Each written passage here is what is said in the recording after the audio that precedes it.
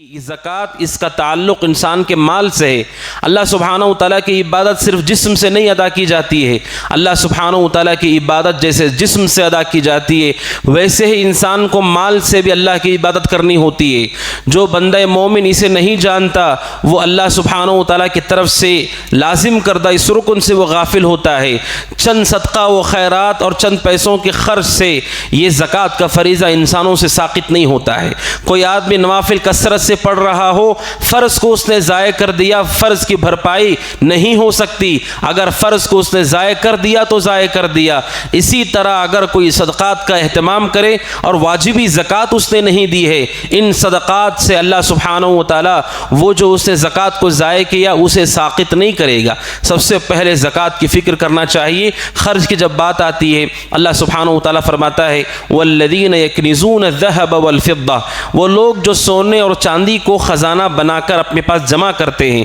وَلَا يُنْفِقُونَهَا فِي سَبِيلِ اللَّهِ، اور اللہ کے راستے میں خرچ نہیں کرتے، فَبَشِّرْهُمْ بِعَذَابٍ أَلِيمٍ، اللہ کے نبی آپ انہیں دردناک عذاب کی خوشخبری دیجئے۔ زکوٰۃ کا معاملہ اختیاری نہیں ہے، جس طرح نماز کا معاملہ اختیاری نہیں ہے، زکوٰۃ کا معاملہ بھی اختیار کا نہیں ہے کہ آپ چاہیں تو دیں چاہیں تو نہ دیں، بلکہ یہ ایسے ہی ہے جیسے نماز ہے۔ اس لیے اکثر قرآن مجید میں دونوں کو ایک ساتھ ذکر کیا جاتا ہے، وَأَقِيمُوا الصَّلَاةَ وَآتُوا الزَّكَاةَ، کہ جس طرح نماز کی اہمیت اور مقام ہے زکوٰۃ بھی ویسے ہی ہے۔ نمازوں کو قائم کرو اور زکوٰۃ دو۔ زکوٰۃ کو ہم فریضہ سمجھیں اور نماز کو فریضہ سمجھیں، زکوٰۃ کو فریضہ نہ سمجھیں، یہ بہت بڑی غلطی اور گمراہی ہے۔ اللہ نے اس پہ ہمیں اس کو فرض کیا ہے۔ اللہ سبحانہ و تعالیٰ کہتا ہے فَبَشِّرْهُمْ بِعَذَابٍ أَلِيمٍ، ایسے لوگوں کو خوشخبری دیجیے آگ کی، یوم یحمى علیہا فی نار جہنم فتکوی بہا جباہہم وجنوبہم وظہورہم، اللہ کہتا ہے جب اس کے مال کو تپا کر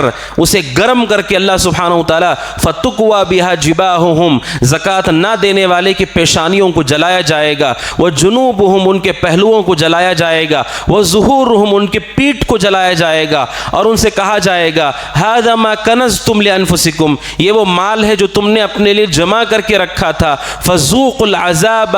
بما کنتم تکنزون، جو کچھ تم نے جمع کیا تھا اس کے ذریعے سے عذاب کو چکھو۔ اللہ سبحانہ و تعالیٰ نے جہنم کی وعید اور عذاب کی کیفیت بھی بتائی کہ جو مال اللہ کے راستے میں زکوٰۃ واجب ہونے کے بعد بھی نہیں نکالا جاتا، اللہ سبحانہ و تعالیٰ اسے آگ میں تپا کر گرم کر کے انسان کی پیشانی، اس کے پہلو اور اس کے پیٹھ پر لگائے گا، اور ان سے کہا جائے گا یہی وہ مال ہے جسے تم جمع کرتے تھے۔ یہ سخت وعید ہے۔ عبداللہ بن عمر کہتے رضی اللہ تعالیٰ عنہما، جو بھی مال اللہ کے راستے میں واجب ہو جائے زکوٰۃ کے طور پر، اگر اسے نہیں نکالا جاتا ہے تو یہ آیت کریمہ اسی کے لیے ہے کہ اس نے اپنے مال کو خزانہ بنا کر رکھا، اور جو آدمی زکوٰۃ کو ادا کرتا ہے اس کے بعد وہ جتنا چاہے مال جمع کرے، شریعت مطہرہ اس پر عذاب کی وعید نہیں سناتی ہے، لیکن اگر اس نے زکوٰۃ نہیں دی، یہ زکوٰۃ نہ دینا اس کے لیے جہنم کی وعید، اور یہ وعید کی شکل دیکھیں، اہل علم کہتے ہیں کہ پیشانی کو، پہلو اور پیٹھ کو جلایا جائے گا، اس وجہ سے کہ جب زکوٰۃ کی بات آتی ہے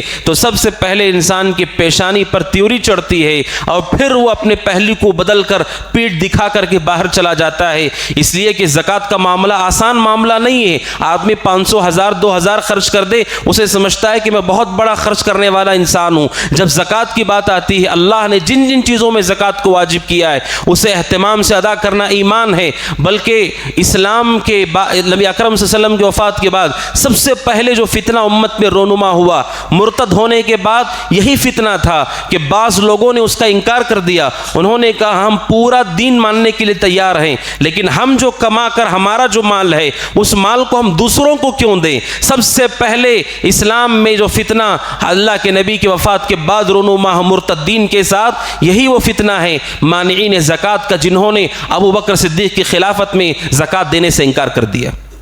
حضرت ابو بکر صدیق رضی اللہ تعالیٰ عنہ نے، بخاری کی حدیث ہے، حضرت ابو بکر صدیق نے کہا میں ان سب لوگوں سے جنگ کروں گا جو زکوٰۃ کو نہیں ادا کرتے۔ حضرت عمر بن خطاب نے کہا ابو بکر صدیق سے وہ تو کلمہ لا الہ الا اللہ کا اقرار کرتے ہیں۔ ابو بکر صدیق نے کہا رضی اللہ عنہ جو شخص نماز اور زکوٰۃ میں فرق کر دے گا میں ضرور اس سے جنگ کروں گا، کہ نماز کو وہ فریضہ سمجھتا ہے، اس کے ساتھ جو ہمیشہ ذکر کیا جائے زکوٰۃ اس کو فریضہ نہ سمجھے، سمجھے میں برابر اس سے جنگ کروں گا۔ بلکہ ابو بکر صدیق نے کہا واللہ لو منعون عقالا، اگر یہ لوگ رسی بھی زکوٰۃ میں دینا واجب ہو جاتی ہو، اگر یہ لوگ رسی بھی نہ دیں تو اس رسی کو لے کر میں ان سے جنگ کروں گا۔ اس لیے کہ اسلام کا فریضہ ہے۔ اس لیے اہل علم کہتے ہیں جن پہ زکوٰۃ فرض نہیں انہیں اس کا اندازہ نہیں، جن کے پاس مال مختصر ہے زکوٰۃ ہلکی نکلتی ہے انہیں بھی اس کا اندازہ نہیں، جن کے پاس مال اور ثروت کی ڈھیر ہے، زیادہ مال ان کے پاس ہے،